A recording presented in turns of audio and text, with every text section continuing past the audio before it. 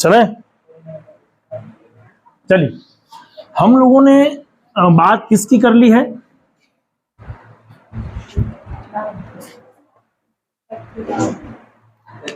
हाँ, हृदय हमने पढ़ लिया है। ये वीडियो आप लोगों के लिए भी महत्वपूर्ण होता है, न केवल YouTube पे, वरना आप लोग भी घर जाके इसको बार बार देख सकते हैं अगर आप चाहें तो। हम जिस टॉपिक की बात करने वाले हैं वो टॉपिक अगला हमारे पास में आएगा रक्तदाब। रक्तदाब, जिस प्रकार से कोई पाइप है और इस पाइप के अंदर से पानी का बहाव हो रहा है और आपने यहाँ पर आके अपने शुभ चरण रख दिए हैं। शुभ चरण समझते हैं? आपने अपना पांव रख दिया यहाँ पर इस पाइप के ऊपर, पाइप दब गया है, तो क्या होगा? पानी रुक जाएगा या पानी आएगा लेकिन बहाव कम हो जाएगा। लेकिन पाइप बहुत पतला है तो यहाँ पर एकदम से पाइप ऐसा ऊंचा मोटा हो जाएगा। अगर मोटा पाइप है तो कोई दिक्कत नहीं, यानी कि पानी ने पाइप के ऊपर क्या लगाया? दाब लगाया। बस इसे ही ये पानी का दाब हुआ। ऐसे का ऐसी कंडीशन में हमारे अंदर भी क्या है? धमनी है, हमारे अंदर भी क्या है? शिरा है, और धमनी और शिरा की दीवारों पर जो दाब लगता है उसे रक्त के द्वारा लगा हुआ दाब क्या कहलाता है? रक्तदाब। बात समझ में आ गई? कंप्लीट है? इसको लिख लीजिए अपनी भाषा में ताकि समझ में आ जाए। अच्छा, एक और चीज, रक्तदाब आप लोगों ने देखा होगा कि ये प्रभावित किससे होता है? तो रक्तदाब प्रभावित होता है अपने हृदय से। हृदय के अंदर क्या होता है? संकुचन और शीतलन की दो घटनाएं होती है। एक तो हृदय एकदम छोटा हो जाता है और वापस हृदय के अंदर क्या होगा कि ब्लड आएगा तो थोड़ा सा जगह भी देगा, वापस संकुचित होगा, वापस शीतलित होगा, है ना। तो संकुचन और शीतलन होने की घटना के साथ साथ में ही, हालांकि इसमें से आवाज आएगी, लब और डब की आवाज आती है, वो गेट बंद होते हैं, उसके हिसाब से बाद में समझाऊंगा वो। पहले ये समझ लो कि संकुचन होगा यानी कि छोटा हो जाएगा, शीतलन होगा यानी कि वापस फूलेगा हल्का सा। फूलना और संकुचित होने की इस घटना के आधार पर ही दाब का भी प्रभाव उत्पन्न होता है। तो हमारे पास में हम जब डॉक्टर के पास जाते हैं तो डॉक्टर रक्तदाबी, है ना, रक्तदाब मापी, रक्तदाब मापी, इसी को इंग्लिश में कहते हैं, क्या कहते हैं? स्पेग्नोमेनोमीटर। स्पेग्नोमेनोमीटर के द्वारा क्या करता है? अपने रक्तदाब की जांच करता है कि हमारा ब्लड प्रेशर कैसा है, कम है कि ज्यादा है। आजकल तो सब स्मार्ट वॉच आ गई है, आप अपना ब्लड प्रेशर चेक करने के लिए इसका यूज कर सकते हैं, लेकिन करेक्ट अगर देखना है तो कहाँ जाएंगे? स्पेग्नोमेनोमीटर के द्वारा जाएंगे। ये प्रश्न पूछा जा सकता है कि मनुष्य के रक्तदाब का मापन करेक्ट ही होता है, लेकिन लमसम बताता है वो सब चीजें। देखो, वैसे तो सब कुछ करेक्ट है। एक पर्टिकुलर कंपनी आती है एप्पल, एप्पल की जो स्मार्ट वॉच आती है उसमें पिछले बार ही मैंने देखा था, उसमें पेपर में था कि किसी बुजुर्ग की हार्ट बीट बहुत ज्यादा बढ़ गई थी, अमेरिका की घटना है। तो उस समय उनके अंदर से ही उनका मैसेज चला गया हॉस्पिटल को और वहां से एम्बुलेंस आ गई और उनको ले गई, यानी उनके लिए तो एक बचाने वाली बन गई वो घड़ी। तो इसी तरह से अपने पास में, चलो ठीक है, अभी अपने पास उपकरण है, स्मार्ट वॉच है तो अपन देख पाते हैं, बाकी डॉक्टर किससे देखेगा, प्रॉपर किससे चेक करेगा? स्पेग्नोमेनोमीटर से या रक्तदाब मापी से। प्रश्न पूछेगा तो रक्तदाब मापी किसे कहते हैं या क्या काम का है, तो रक्त मापन करता है, या स्पेग्नोमेनोमीटर क्या है? तो इसमें लिख दीजिए, हेडिंग डालिए रक्तदाब मापी, लिखना रुधिर वाहिनियों की भित्ति के विरुद्ध, रुधिर वाहिनियों की भित्ति के विरुद्ध, रुधिर वाहिनी कौन सी होती है? एक तो होती है धमनी और एक होती है शिरा, धमनी और शिरा, है ना। रुधिर वाहिनी की भित्ति के विरुद्ध, विरुद्ध मतलब उसके अपोजिट, विरुद्ध लगने वाला दाब, लगने वाला दाब रक्तदाब कहलाता है। लगने वाला दाब रक्तदाब कहलाता है।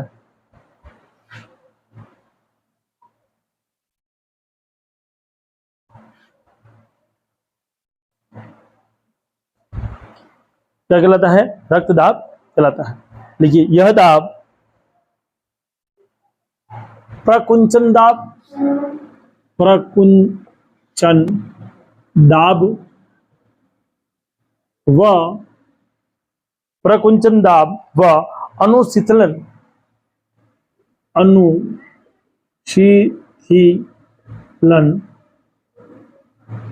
दाब के रूप में होता है, रूप में होता है।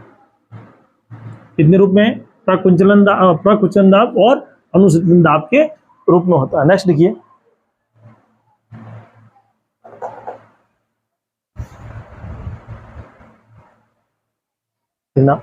निलय से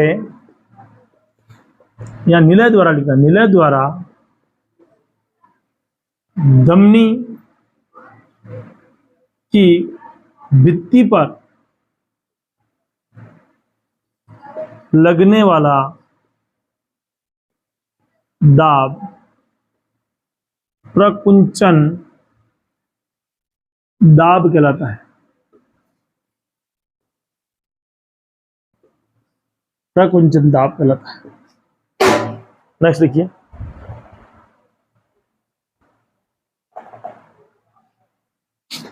इसकी मात्रा, इसका मान, यूं लिखना, इसका मान सामान्य मनुष्य में कितना होता है? मनुष्य में 120 mm पारा होता है। कितना होता है? 120 mm पारा होता है। नेक्स्ट देखिए,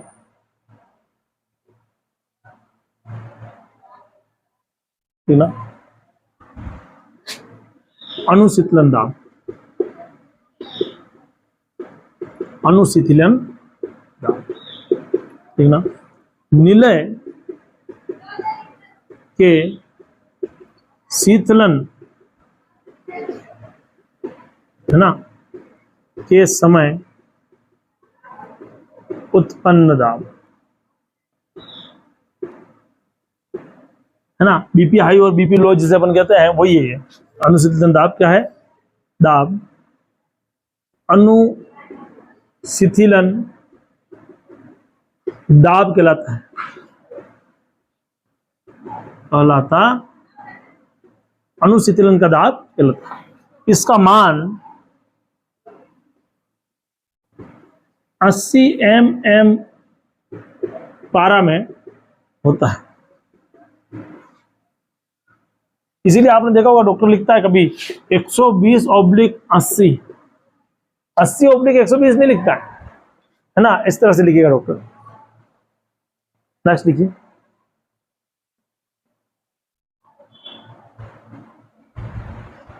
उतार लिया।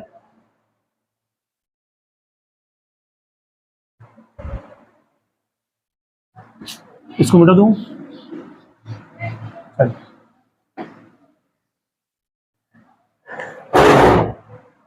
लिखना, रक्त दाब को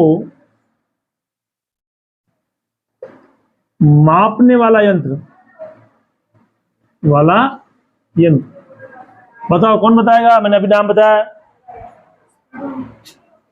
रक्त दाब को मापने वाला यंत्र का नाम बोलो, रणवीर। हाँ, क्या कह रहा है? जोर से बोल। देखो, रक्त दाब मापी तो हिंदी में हो गया, ये लिख दिया मैंने, रक्त दाब मापी, ये तो आप हिंदी में लिख दिया। अब आपको जो सही टर्म है ये तो अपने हिंदी में ट्रांसलेट कर रखा है उसको, वो बताओ। स्फेग्मोमेनोमीटर, क्या लिखोगे? यंत्र स्फेग्मोमेनोमीटर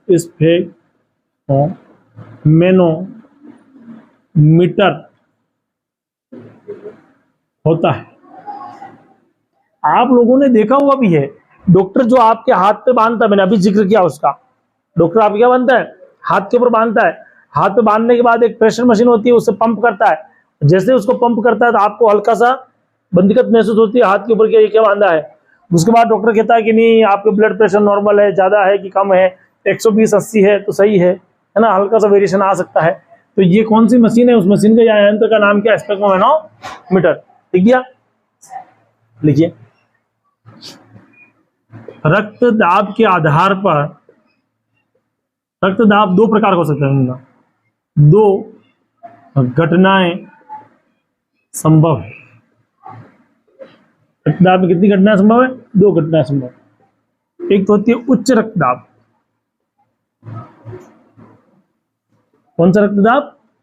उच्च रक्तदाब। ये बात आप भी समझ लो। रक्तदाब कैसा हो गया? उच्च। इसे कहते हैं अति तनाव। अति तनाव, एक नाम क्या हो गया? अति तनाव। एक अपने पास में क्या होता है? निम्न रक्तदाब। निम्न रक्तदाब,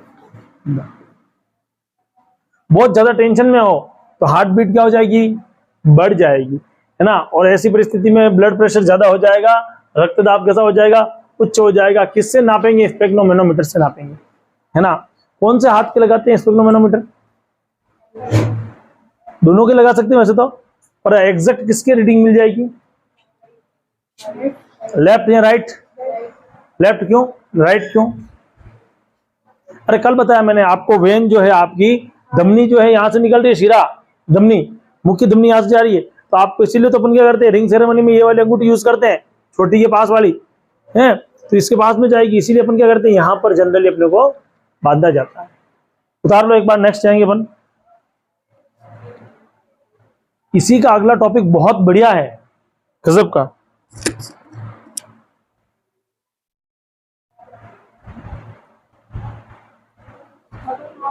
मिटा दो, चलिए ये वाला मिटा दो, चलिए। तो फिर ये तो मिटा ही दो, ये ऊपर वाला क्या रहेगा? ये मिटा दो। इतना तुमने लिख ही दिया होगा, तुमने तो कहा सारा मिटा दो। क्यों मनाते हैं टीचर्स डे? क्यों मनाते हैं? किसका बर्थडे है? Doctor Sarvepalli Radhakrishnan. Good, doctor Sarvepalli Radhakrishnan का बर्थडे है। उनके वो एक शिक्षक थे और बाद में वो क्या बने? राष्ट्रपति बने थे, प्रधानमंत्री नहीं बने थे।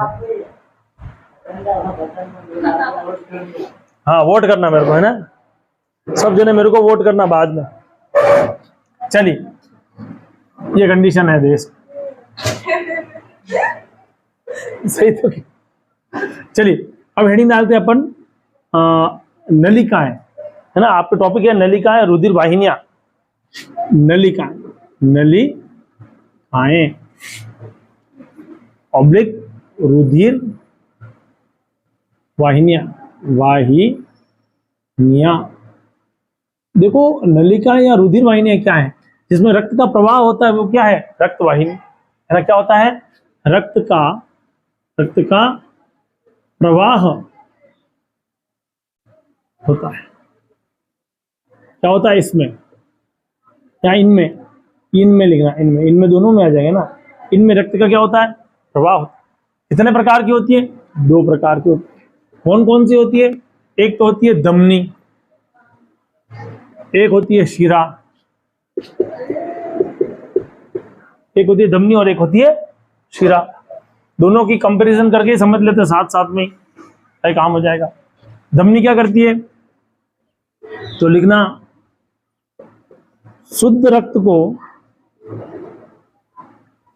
को शरीर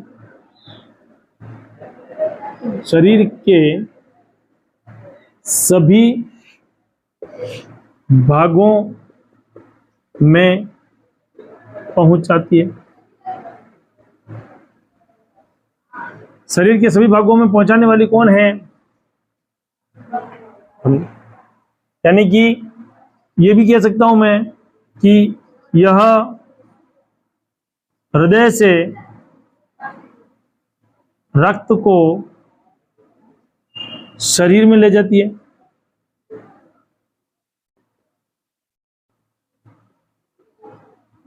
नोट डाल देना, अपवाद। मैंने अपवाद आपको बताया था, ऑफुषीय सिरा, पल्मोनरी आर्ट, मुझे सिरा, ये भी शुद्ध रक्त को लेके जाती है। चक्कर ये है ना, हृदय से निकलेगी और शरीर के अंदर क्या लेके जाएगी? शुद्ध रक्त लेके जाएगी। कौन लेके जाएगी? धमनी, है ना। शुद्ध रक्त अगर आता है बात तो कहां जाती है? धमनी के अंदर ही होता है शुद्ध रक्त। तीसरी बात, यह मोटी भित्ति वाली नलिकाएं हैं। इनकी नलिकाएं कैसी हैं? मोटी भित्ति है ना। इनकी मतलब क्या हो गया? नोट में लिखा है मैंने, अपवाद फुफ्फुसीय सिरा है ना। हाँ, पल्मोनरी जो होती है फुफ्फुसीय सिरा। इनकी भित्ति कैसी होती है? मोटी। देखो डायग्राम देखो, तुम लोग जानते हो, तुम लोगों ने दो तरह के पाइप देखे होंगे। एक तो पाइप देखा तुम लोगों ने अपना नॉर्मल, जो पानी आता है वो, है ना, देखा ना आप लोगों ने, नॉर्मल पाइप है। एक तुमने देखा होगा आपने एलपीजी गैस का सिलेंडर का। एलपीजी का फुल फॉर्म क्या है? Liquid petroleum gas. अब बात निकली तो दूर तक जाएगी। अब मुझे बताओ कि अगर मान लो किसी, कल्पना कर रहे हैं हम, किसी बिल्डिंग में, बहुत ऊंची बिल्डिंग है, मान लो 10 माला की बिल्डिंग है, 5वें माले बिल्डिंग पर आग लग गई, एलपीजी गैस का सिलेंडर फट गया, 5-6 सिलेंडर साथ में फटे, तो बताओ कौन सी बिल्डिंग में, पांचवी वाली माला के बाद में, ये 5वां जो खंड है इसके बाद में किस बिल्डिंग पर जाके या किस मंजिल पर जाकर के ज्यादा नुकसान होगा? 6 पे नुकसान होगा। क्यों? क्योंकि आग की लपटें कहां जाएगी? ऊपर जाएगी। ऐसा कॉमन आदमी सोचता है। तुम किस क्लास में हो? 10th में। तो 10th में सोचते हो तो सुनो ध्यान से, तुमने अभी क्या पढ़ा? एलपीजी, है ना। एलपीजी पे क्या बनाते हो? गैस पे क्या बनाते हो? खाना बना के क्या कहते हो पापा को? लो पापा जी रोटी खा लो, एलपीजी है। अरे लो पापा जी। एलपीजी का मतलब होता है लिक्विड पेट्रोलियम गैस। अगर कोई चीज लिक्विड पेट्रोलियम गैस में है तो मुझे बताओ, लिक्विड चीज ऊपर जाती है हवा में, नीचे आती है? नीचे। तो भाई साहब 5 नंबर बिल्डिंग तो जलेगी। 7 में ज्यादा नुकसान किसको होगा? 4 को होगा ना। इसीलिए तुम लोगों ने एक बात और सुनी होगी, मैं क्लियर कर देता हूं। घर के अंदर सबके रोशनदान होते हैं। रोशनदान होते हैं ना घर के अंदर। आजकल ट्रेंड थोड़ा चेंज हो गया, घर में एसी लगने लग गए हैं, हम रोशनदान नहीं रखते, अब खिड़कियां भी नहीं रखते मॉल में तो। पर पुराने जमाने में और बाकी सब गाँव के अंदर आज भी रोशनदान होता है। भगवान सूरज भगवान को हम और देखते देखते दे देते, कभी सोते सोते आए भगवान, है ना। सुबह कभी कभी उजाला वहीं से आता ना, कहीं संडे है, कभी ज्यादा देर तक सो गए आप, तो आपके चेहरों पर रोशनदान से ही सीधे रोशनी आती है। रोशनदान तो सबके घर में है, किचन में भी है, पंखा भी लगा हुआ है किचन में, जो भी धुआं है बाहर फेंकने के लिए। फिर भी आपको गैस सिलेंडर वाले भैया आते हैं, कोई भी आता है, कहता है खिड़की खुली रखना। ये आपके जहाँ पर गैस लगे हुए हैं वहां पर क्या खुली रखना? खिड़की। क्यों? गैस उसमें से उड़ के चली जाएगी बाहर। भाई वो लिक्विड पेट्रोलियम गैस है, अगर उसकी कैपेसिटी नहीं है कि उड़ के वहां से जाए, छोटी मोटी गंध आपको बाहर आ जाएगी, लेकिन वो कहां फैलेगी? नीचे नीचे। इसीलिए जब हादसा होता है तो धमाका ऊपर नहीं होता है, धमाका कहां होता है? नीचे। तो वो सिलेंडर नीचे पड़ा रहता है ना, और नीचे नीचे गैस पूरी फैल जाती है। रात भर में आप गए, माचिस जले, खट से कपड़े आग पकड़ लेंगे, है ना, क्योंकि वो नीचे नीचे उसकी कंसंट्रेशन क्या हो गया? लाइट जलाएंगे तभी पकड़ लेगा। इसीलिए एलपीजी मतलब लिक्विड पेट्रोलियम गैस। एक होती है सीएनजी। सीएनजी मतलब क्या? ये सीएनजी कौन यूज करता है पता है आपको?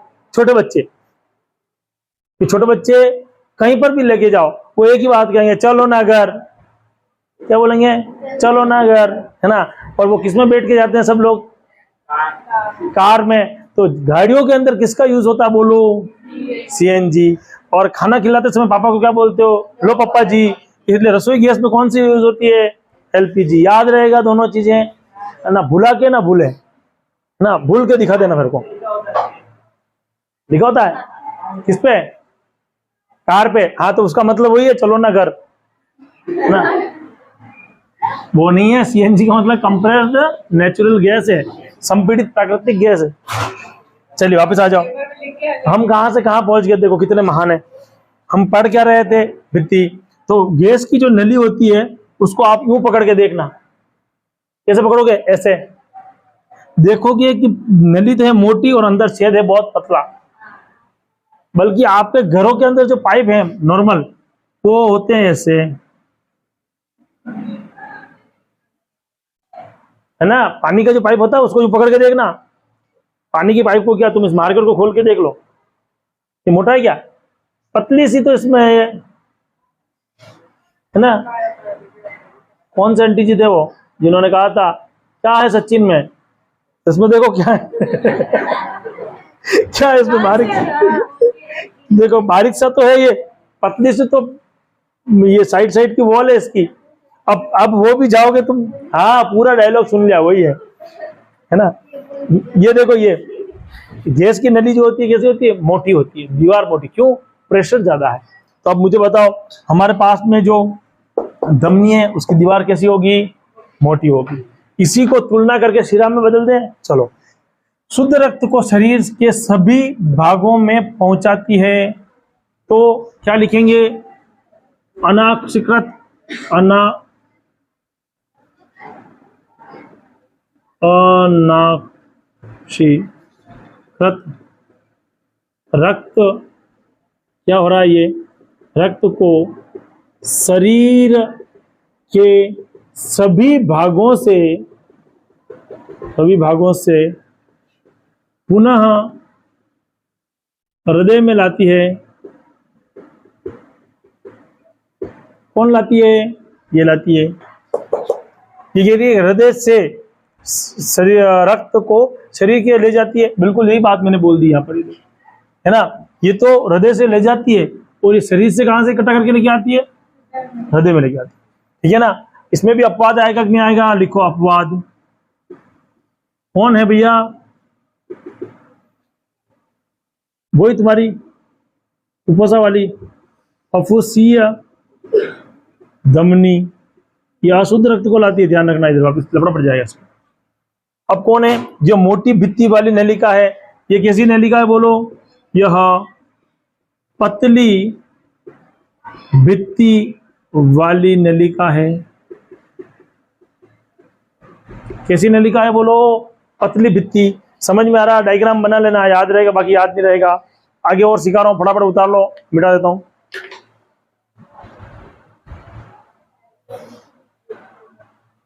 उतार लिया? चलिए,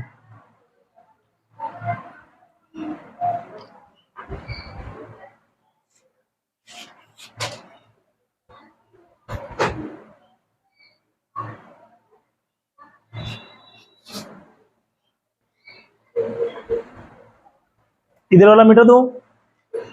देखो, धमनी में मैंने क्या बोला? धमनी के अंदर कभी भी कोई कपाट नहीं होगा। रक्तदाब ज्यादा होगा। रक्तदाब क्या होगा बोलो? खुशबू, रक्तदाब क्या होगा बोलो? किसमें ज्यादा होगा बोलो?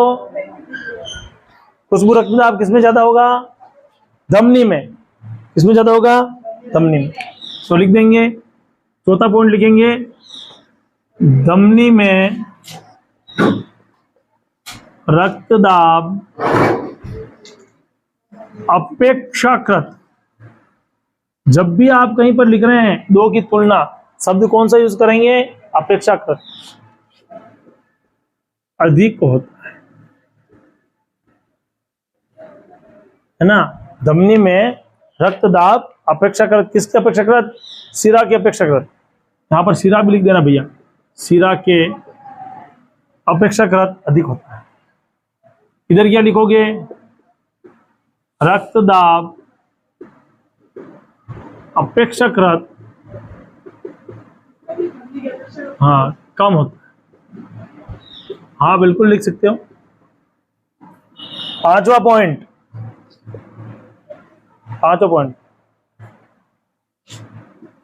मध्य कपाट नहीं होता, इंटरलॉक नहीं होते, नहीं होता। इधर लिखना, होता है मध्य कपाट। ये क्या बला है मध्य कपाट? देखो सुनो, इसमें प्रेशर ज्यादा है और ये धमनी है, तो इसमें ब्लड फ्लो करके चला जाएगा जहां जाना है। अब बताओ मेरे को, रक्त मेरे अंगूठे में चला गया, वहां से रक्त को लाना है, कौन लेके आएगा? धमनी लाएगी, शिरा लाएगी? धमनी क्यों लेके आएगी भैया? अंगूठे में गया है, वहां से अनऑक्सीकृत रक्त है, कौन लेके आएगा? शिरा लेके आएगी। तो अंगूठे से लेके आने में जोर लगेगा कि नहीं लगेगा? दम लगेगा कि नहीं लगेगा? लगेगा। दम लगेगा मतलब क्या होगा, रक्त वापस भी तो जा सकता है। ऐसी परिस्थिति में जो शिरा है उसके अंदर इस प्रकार की खांच बनी होती है। ब्लड ने फ्लो किया, प्रिंग प्रिंग, ऊपर तो आने देगा, जैसे पीछे जाने लगा गेट बंद। तुम लोगों ने वो कभी देखा है अमेरिका में या कहीं वीडियो में कहीं देखा हो, अमेरिका के वीडियो में, कि जो आदमी जाना चाहता है वन वे पे गाड़ी लेके वो जा तो सकता है, जैसे रिटर्न आने लगता है वैसे वो बड़े बड़े कपाची बाहर आ जाती है और टायर फट जाते हैं उसके। कभी देखना, वहां पर बैरियर ऐसे होते हैं, अपने जैसे नहीं होते खड्डे पड़े हुए गाड़ी रोडों पे, वहां पर बैरियर ऐसे होते हैं, एक साइड में ऐसे झुके हुए होते हैं। जब आप निकलते हैं, मोटरसाइकिल आपकी इधर से जा रही है तो ये झुक जाएगा, पहिया बड़ा है मोटरसाइकिल का, तो ये झुक जाएंगे आराम से। जैसे आप उल्टी साइड जाने लगोगे, ये जो कीले बनी हुई है वो सीधी कहाँ घुसेगी, टायर में, है ना, समझ रहे हो। और ये चीजें इंडिया में लगा दो, क्या होगा, कुछ नहीं, लोग जाएंगे फटाक से, थोड़े थोड़े पत्थर रख के ऊपर गाड़ी निकाल लेंगे, तो भी है ना, हम मानते नहीं है, सबसे बड़ी बात ये। तो रक्तदाब कैसा हो जाएगा, कपाट की वजह से कंट्रोल रहेगा, है ना, ब्लड ऊपर गया, फ्लो किया, फिर वापस रुक गया, फ्लो किया, फिर जैसे दप दप दप, ठीक है। तो ये 4-5 तुलनाएं उसकी मुख्य हो गई। अच्छा, धमनी और शिरा में और क्या अंतर है, आपकी जो शिराएं हैं वो ऊपर होती है और धमनी शरीर के अंदर के कंकाल के पास होती है।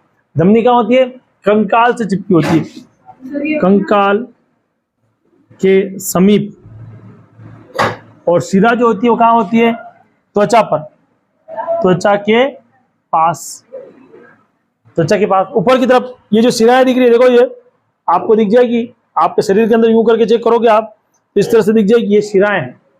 यानी कि आपको ग्लूकोज ब्लड जो भी चढ़ाया जाता है, किसमें चढ़ाया जाता है, शिरा में चढ़ाया जाता है।